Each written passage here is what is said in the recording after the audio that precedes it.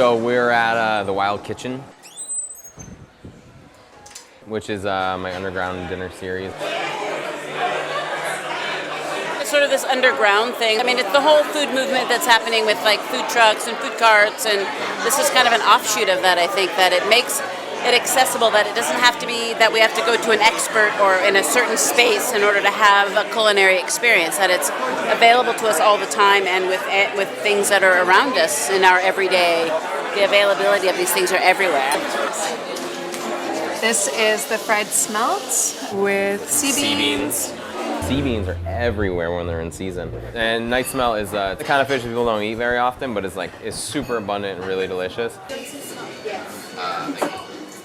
I started kind of following my own interest in foraged food after I moved out to California and just started learning about wild mushrooms from some people I knew, and then at that point kind of expanded to all kinds of different wild foraged stuff. So this is smelt, night smelt. It's actually really cool, like the way you can collect it. Like some people kind of trawl for it, but one way you can collect it is you take this, and it's like the same way the Native Americans did it, is you take this triangular net and you go down to the coast at night and just take it as the wave comes in, you kind of shoot the net underneath the crest of the surf, and you'll get like 20 pounds of fish. It's like totally amazing. It's really fun. Yeah, and they're like all these little guys, and they're really delicious. Right. Something that I really stress whenever I talk about foraged food is kind of the sustainability aspect of it. Like whenever you're foraging, you don't take things that are endangered, only take things that are super abundant. But in my experience, like many plants in the area are incredibly abundant and edible. So like, why not eat them? I started ForageSF about 4 years ago. I started these dinners, and I kind of wanted to show people that you can make really interesting food with wild forage foods, not just like salads and stuff like that. I was looking forward to the Nettle Soup, which has so far been my favorite. That's when I see this, I swoon. The wild nettle soup. They're supposed to be prickly, right? But it was so smooth, like velvet. We have a wild nettle soup, which is something I actually make a lot. Like I usually change around everything in the menu, but I almost always keep wild nettle soup just because like nettle's always in season. It's just really delicious. Oh, this is uni and sea beans. We had sea beans in a couple other dishes actually, but I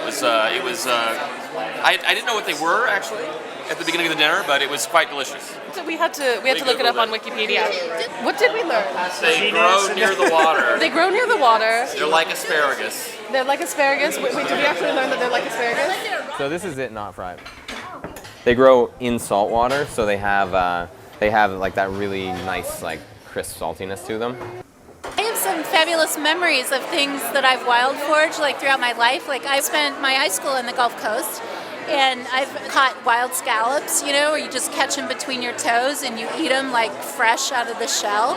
And those are like the best meals ever. Half the people who come to these dinners won't ever forage, in their life, or won't even think about it. They just come because it's kind of a cool thing. But like I think there is a certain percentage of people who it kind of opens their eyes at least a little bit, and I think it's kind of interesting. So you've had nettle before? I've had probably half a dozen different nettle soups at least, and then I've had nettle ravioli. Did you harvest nettle yourself?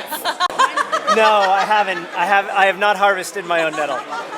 I'm definitely not like a survivalist. I don't think that everyone should like live off and hunter and gather. It's like why we have civilization. But like I think that what it gives you when you start to realize that there are these wild forage things around you is just kind of gives you a different relationship with your environment. I think it's broadening one's perspective to see greater possibility instead of like, oh, where do I go to eat? Oh, there's McDonald's, there's Safeway, or there's like all of that landscape in between that has all the stuff growing there.